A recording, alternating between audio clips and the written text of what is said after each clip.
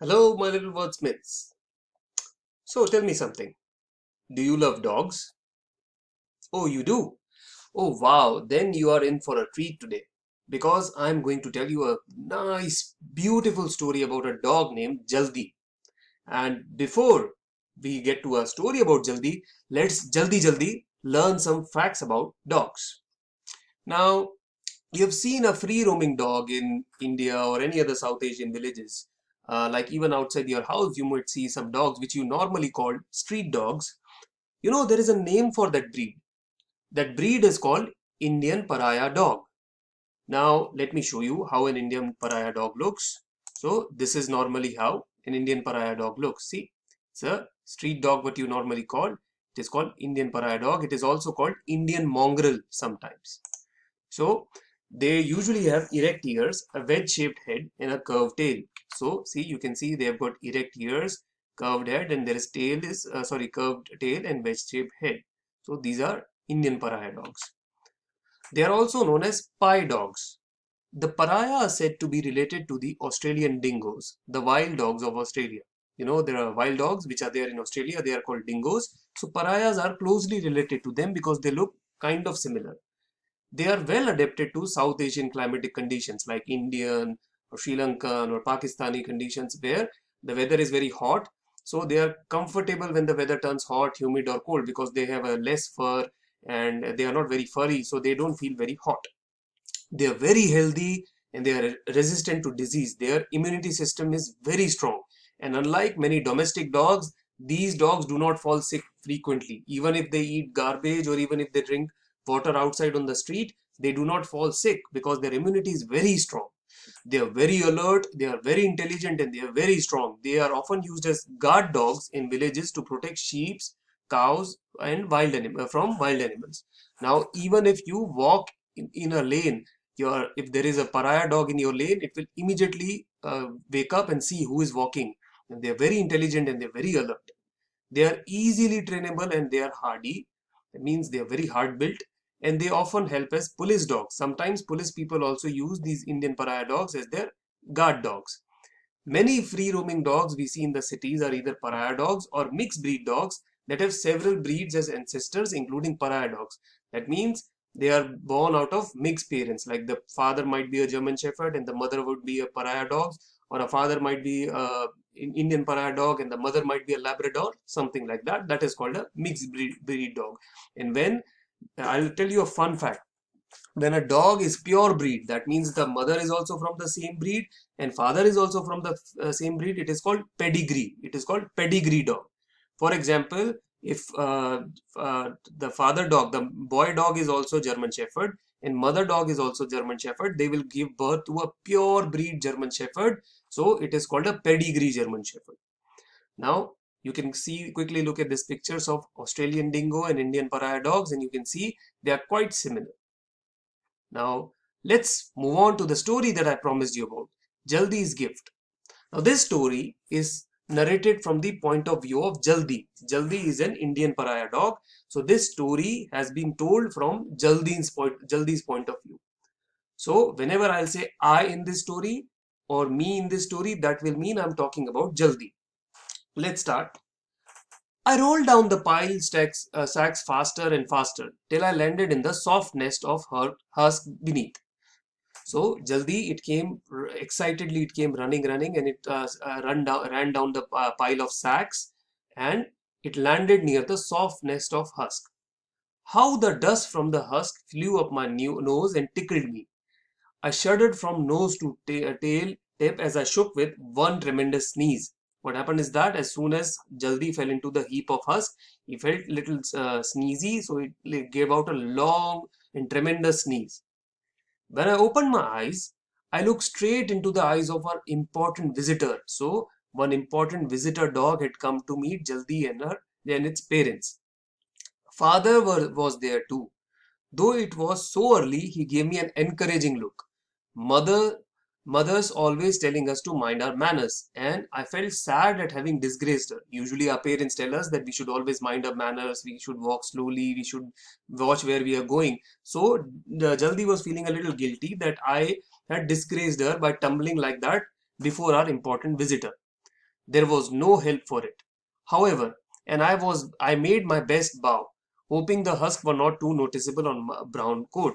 Now here this bow, usually dogs greet other dogs or other humans by bowing down. So you must have noticed even around you when you see a dog will bow down like this to greet you. This is their dog's way of saying hello. So whenever a dog wants to say hello to a bigger dog or to a human, the dog bows down like this. So it is called bowing down. So Jaldi also bowed down in front of the visitor to greet the visitor and to trying to appear polite in front of his parents. And he was hoping that the visitor will not notice the husk on his coat, brown coat. Coat is the fur of the dog or the outer skin of the dog. To my surprise, mother only smiled. This is the one I told you about, she explained to our visitor. Hmm, let me see.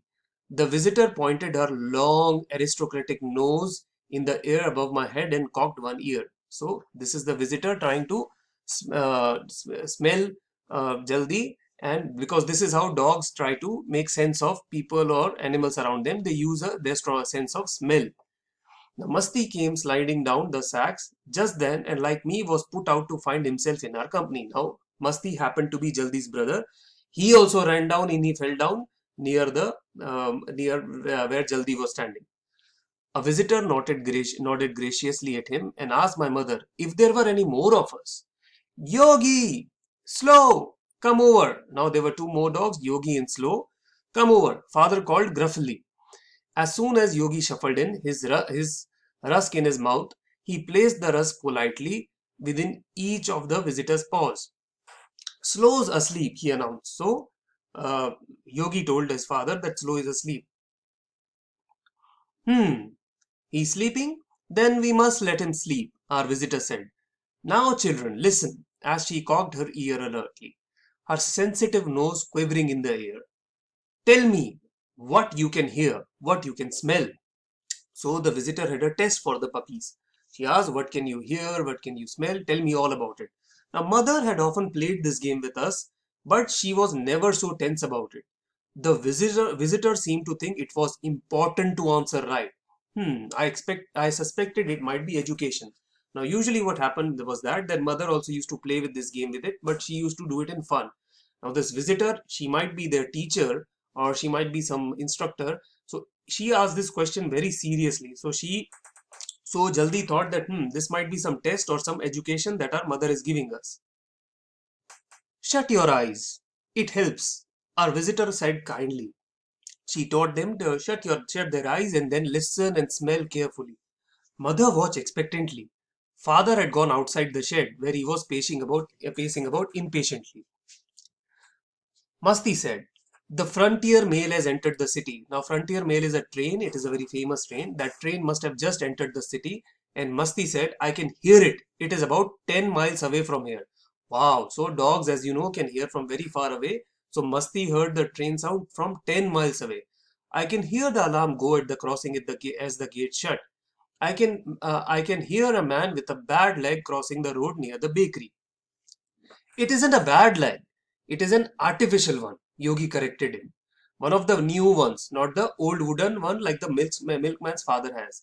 Now see, what happens is that in the olden times, whenever somebody's leg got cut in an accident, they would put a wooden leg. This is how it used to look. Wooden. So this used to be how an old wooden leg used to look. In the olden times, they would try to make it wooden leg. You must have seen this in pirates or in some stories. You must have noticed a wooden leg. It is a stump which used to be put so that people can balance and walk. But this wooden leg used to be very limited. You cannot bend it or you cannot do any action with it. Now what has happened because of advancement in this technology in medicine, now we have prosthetic legs. Let me show you.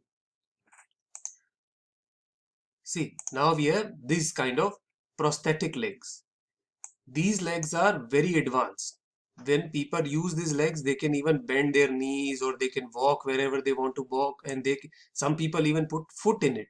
So it is very flexible and it can help people to even to play sports or do any kind of activity. So this is a prosthetic leg. See, these are the examples of a prosthetic legs. You can walk very nicely with this prosthetic leg. See, in this photo you can see one person has a normal leg and a prosthetic leg. So that is what that is what Yogi was telling Jaldi. Sorry, this Masti, that it is not a wooden leg, it is a prosthetic leg, the new one, artificial leg. Not I can smell, and now that then Yogi is saying that I can smell hair oil on the newspaper boy. He is two crossings away. He has come in late today. The bright green ice cakes in the bakery have gone stale. He should have never used that color. That's very clever of you children, our visitor said. And what does Jaldi have to say? Now, tumbling in the husk was nothing compared to the way I was about to disgrace mother now. I looked at her imploringly, means desperately, but she wouldn't meet my eye. The truth was that I couldn't smell or hear as well as Masti and Yogi. Now, Jaldi thought that he could not smell or hear as well as Masti and Yogi. The things I smelt or heard were usually quite different. He used to hear or smell different things. Just tell us what you think, mother said, as she always does a dozen times a day. There was no help for it, so I said, I smell fear. I think it's a little girl who's frightened. The signals were flooding in urgently. She's getting more scared every second, I yelled. Oh, mother, shouldn't we do something to help? Well, let's find out for ourselves what the trouble is, our visitor said and trotted gracefully out of the shed. Mother ambled. Amble means to move at a slow, relaxed pace. After her, and the three of us followed as fast as our short legs would carry us. Now, puppies, they had short legs, so they also started running after the mother. Now you had better take us there, Jaldi, father suggested as we turned the corner. I think you will find that you know the way. So I led the procession, and very proudly indeed, as the important visitor stepped aside for me, I knew there was a long way to go. But luckily, the wind was helpful and led me across the busy road through the market and down one of the twisting lanes that leads to the highway. There we found her at last, a little girl crouching behind a garbage bin and crying as though she hadn't a friend in the world. For some reason, our important visitor turned to mother with a triumphant look. You see, she demanded proudly. Now, mother did not congratulate her. In fact, she hardly took notice of the remark. Instead, she edged protectively towards the child. She tried to protect the child. Her mother's probably somewhere close by, she told us. Yogi, Masti, see if you can keep her amused while Jaldi helps us find her mother. This was difficult. With the distracting smell of garbage driving every other signal out of my head, father was very patient with me. Twice he had to gently draw me away from enticing scents. Now, garbage is stinky for us, but dogs, they love the smell of garbage. They love rummaging through the garbage. Our important visitor was no help at all. We found the child's mother at last, stuffing a large sack with bits of plastic and paper she had salvaged from the dump. Now she was a garbage picker, she was a scavenger, and she was trying to pick bits of plastic and paper from the dump. It wasn't easy at all, making her understand that her child was frightened and miserable at being left alone with nobody to mind her. Father says we mustn't be impatient with beings of low intelligence. But you can't always be patient, can you? That's the trouble with people. They always expect dogs to understand what they have to say. But it never strikes them that dogs like to be heard too. They have words enough to describe the sounds we make: bark, whine, growl, yelp, but they simply lack the intelligence to find out what we mean. Now, we humans, we usually think that dogs do not understand us, but dogs also get frustrated that why doesn't human understand us? We also bark, we also yell, so our sounds are like barking and yelling to the dogs. This woman was no different. Father was very persuasive, not minding even when she threw a stone at him. Now the woman threw a stone at the father, but still, father was persuasive. He said, no, I will save this girl. Don't be angry, father warned me over his shoulder. You won't be able to dodge cleverly if you lose your temper. So they had to dodge the stones. I caught the end of woman's sari and tugged it. Jaldi, you can see in this photo, Jaldi caught the end of the woman's sari and started pulling at her. And with father barking and backing away from her all the time, we managed to get her to follow us. She broke into a run when she caught sight of her baby and snatched her up hastily, angrily shooing off Yogi and Masti. She thought that that the dogs were trying to hurt the baby. Come away, children, the job's over, mother called. The woman shouted at us.